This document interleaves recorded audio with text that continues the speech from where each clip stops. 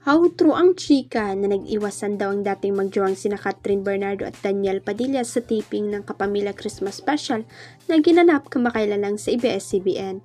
Iyan ngayon ang pinakabagong ugong-ugong sa showbiz matapos maglabasan ng kwento mula sa mga nakasaksi raw sa paligid ng event. Ayon sa mga source, mukhang hindi nagkaroon ng anumang interaction ang dalawa, lalo't na't abala si Catherine sa kwentuhan at tawanan kasama si James Reid ang bago niyang katambal sa upcoming series na nakatakdang ipalabas next year. Dagdag pa sa intriga, tila may moment din daw sina Catherine at James dahil nagkaroon ng actress ng solo production number bago naman sumunod si James para awitan siya. Kaya mas lalong nagliyab ang espekulasyon sa bagong tambalan.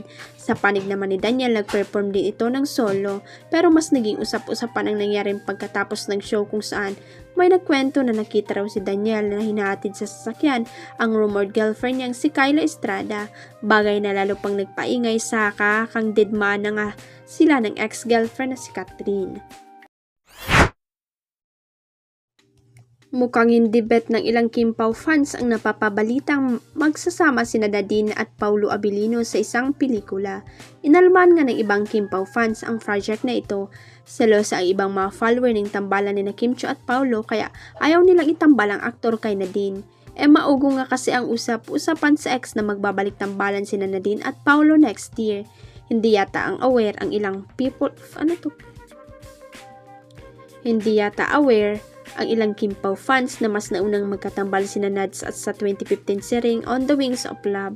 Hindi lang pinaingay ang tambalan nila dahil third wheel sa love team nila Nadine at James Reid ang role nito ni Paulo.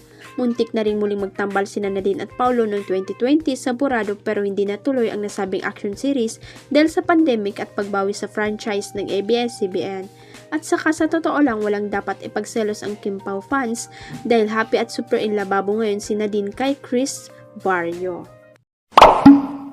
Huwag kalimutang i-click ang subscribe button at i-ring ang notification bell para sa latest at legit chika updates.